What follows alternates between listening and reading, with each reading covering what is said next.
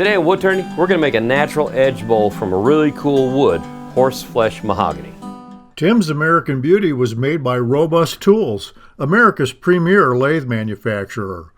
Quality hardened tool rests and live centers too. Robust. Built to turn wood. Enjoyed for a lifetime. Thompson Lathe Tools. Welcome to a new level of professional wood-turning tools. Made by a woodturner, for woodturners.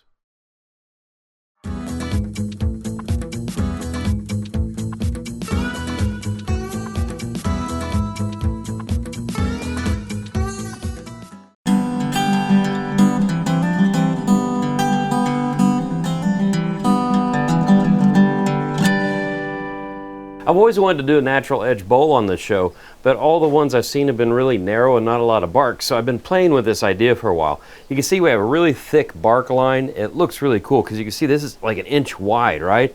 It's just a really neat look. And the bark is wanting to separate, but we'll glue that on there if it happens while we're doing the turning. But I really like this look. The issue is when you do it this thick, you have a tendency that the wood might crack as it dries. But I'll show you what I'm doing right now that kind of prevents that. So far it's been working for me. But anyway, this is Horseflesh Mahogany, and a guy named Mike in Florida that I met was a really nice fella. Wanted to give me some to take home with me, and I couldn't get it on the overhead of the plane. So he mailed me a couple pieces, and I was playing with this last night. That's why the shop is in such a disarray. It looks like an explosion happened. But anyway, I saved the big pretty piece for its use today. So this is big and heavy wood. Now the first thing I need to do is I want to attach this end to my lathe with a worm screw.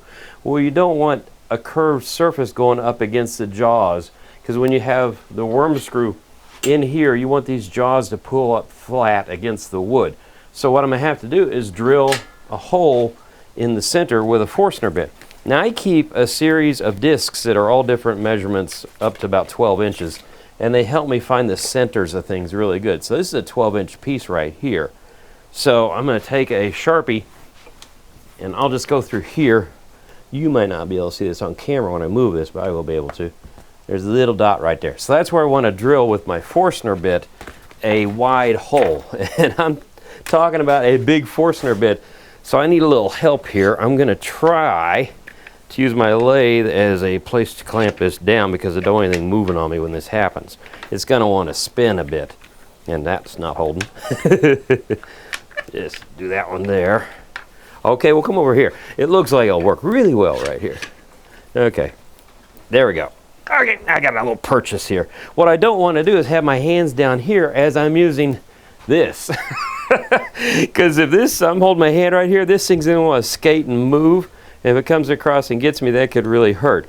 So that hopefully will hold it. I'm going to start drilling, and then once I get this flattened out enough, then we'll put a hole in it for the worm screw.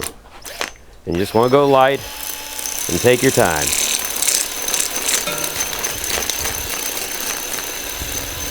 Okay, now I've got the recess with my Forstner bit, and you can see I drilled the hole that's going to go into my worm screw over here on the chuck. So I'll pick this big boy up, and I'm going to take this here, and I've got this locked down, so I'm going to start turning this. There we go. You can see now the teeth, it's kind of hard to see, but the jaws are going inside that recess, so they're going to hit on a flat piece of wood, which is going to make this a very stable hold here. So there we go. It just made it. The bark is wanting to touch the jaws, but we got it in just in time. There's just enough room. So get this on here really good. I want to make sure I get a good tight squeeze there. So that's nice and steady. So I want to bring up a tailstock with the live center point extended. So this is the robust live center, and this point moves in and out, which is really handy because I want that to dig deep into the wood so I have really good support. So once we have this there, you know, bring the tool rest up, and this is really important on this one. You do want to swing this to see if anything's going to hit. And you can see, even with my handy dandy circles, I was a little bit off on my center. So that's further away, and that's closer. But that's not going to make a big difference because that kind of slopes down. I want to get rid of that. So we'll bring this up here, and I'm going to get my bowl gouge, and we're going to start rounding this out. Let's see. We will start with my 5/8 inch? No, it's 3/4 inch bowl gouge. And this is a swept back V grind, and that really helps me take just a little bit of wood off as I'm going. I don't want to take a big cut. I don't want to use that whole wing. Just going to use that tip right there. So we're going to turn this on really slow. And I have a face mask this time because that bark might come flying off, and I don't want to get hit by that. Ruin this beautiful face. So I love the fact that I can move my remote over here because it's a lot safer. So we're going to turn this on almost at 0. Bring it up. You're going to see the lathe shake in a minute because it's so out of round. Wow, that's doing pretty good. Okay, it's out of round, but the weight distribution is really good. So I'm probably going about 400 RPM there. So I'm going to come over here this way and start my cut. And I'm going to look up at that horizon there to see how I'm doing. So I'm just going to come in and see if I tick anything. There we go. And now I can look up and see how big a cut I'm taking, which is only about 1/16 of an inch. And this is kind of a self-preservation mode here. I'm staying out of the way as much as I can. Because bark won't kill you, but it does hurt. So the idea is to chomp away at this until I get a smooth surface. And once I get the surface smoothed out, then I can start shaping the bottom of the bowl. And that's where you get into making the tenon so you can reattach it on the jaws by reversing this bowl. You're cutting air here, so you'd have to be very, very careful that you don't push in hard. I'm using my fingers up against the tool rest to keep it from advancing the tool inward. So it's like a depth gauge. I'm just holding it right there. Normally I move my body, but I'm just putting my arms straight out and pushing straight ahead just so I stay out of the way of this bowl while it's turning, or this blank. It will be a bowl soon.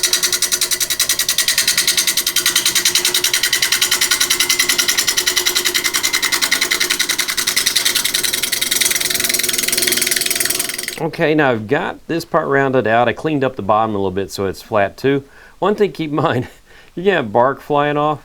Save the pieces, because if you start losing bark when you do the final piece, you can use this as repair pieces. You can work them in and people won't know that it's missing any. Yeah. Oh, cripes. Put it right there. No, that's not going to work either. We'll put it right there. But anyway, Brian can show you this. You can see right here, we have a little separation in the bark. I want to keep an eye on that as I'm turning, because if it does start to move a little bit, I'm going to liberally put super glue in there and use accelerator to hold it down. But also, as you're turning and you're coming out to the edge of this bark right here and you're coming with your tool, slow down and take a lighter cut. That way you don't peel back and peel off the bark, because this is going to wind up being our actual rim. Probably here, this is going to be interesting. This went way down, so we're going to see how that works out.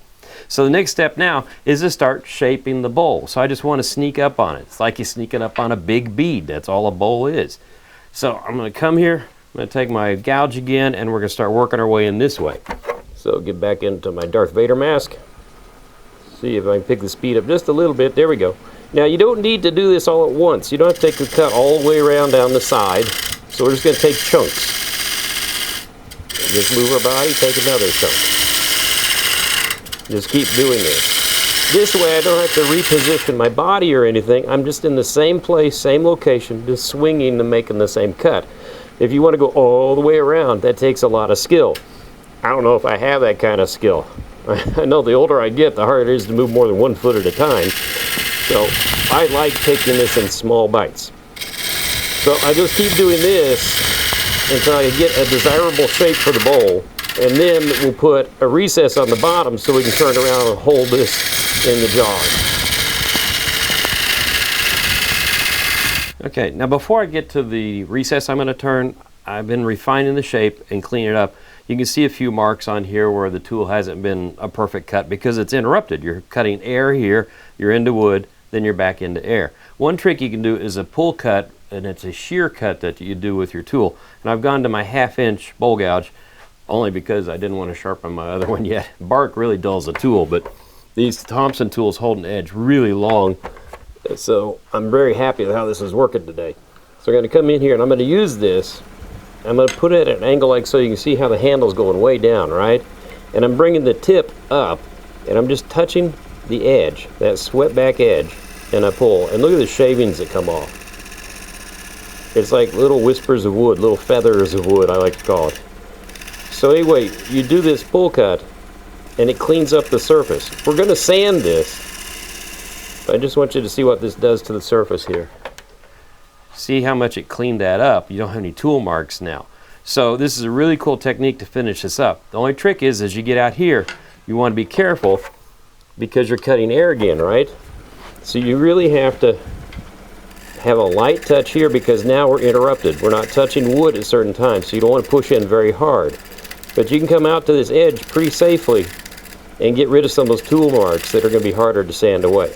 Okay, you can see we've got the bottom smoothed out. I've dished this out now because this is the recess, and the last thing I need to do is to take my skew and come in here and make a dovetail shape.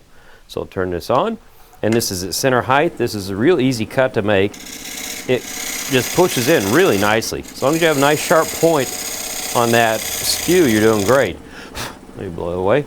I'm going to come in here. That's my last cut, and now I'm just going to blend this across. So it's got a neat little shelf and a dish in like that, and that looks good.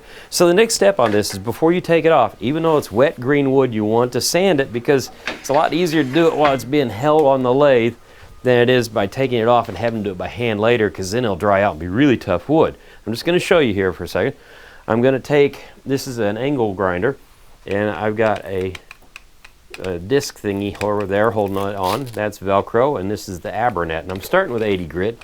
But the thing is, I'm going to put my mask on in a minute, so don't go freaking out on me.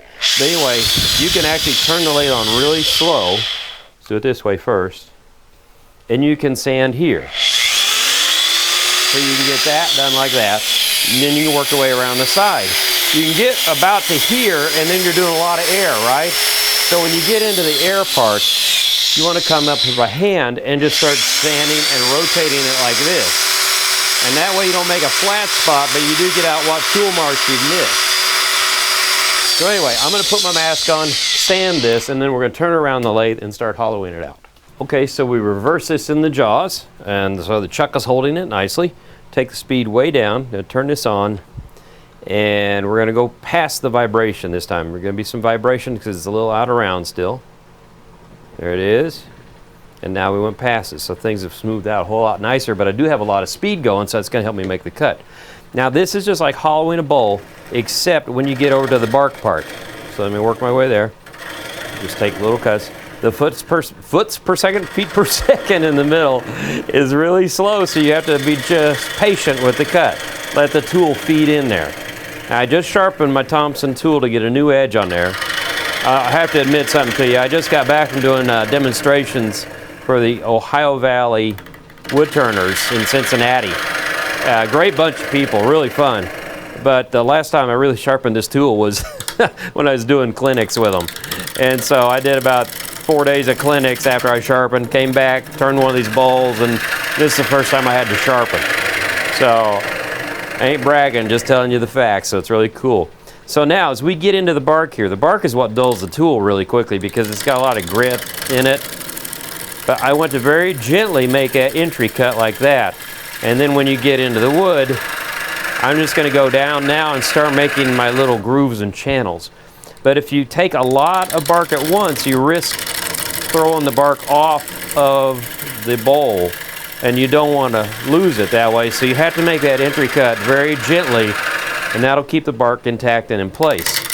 And what we'll do is I'm going to occasionally, stop the lathe. See, I got a little catch there, so let's make the cut here.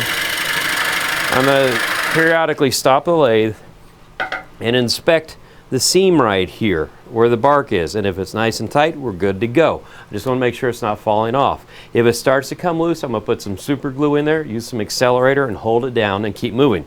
But if I'm not worried about bark until about right here, but if a big piece starts coming off, I'm going to screw it, glue it down. But anyway, I'm going to work on this and get myself to the edge and get more of the bowl shape going.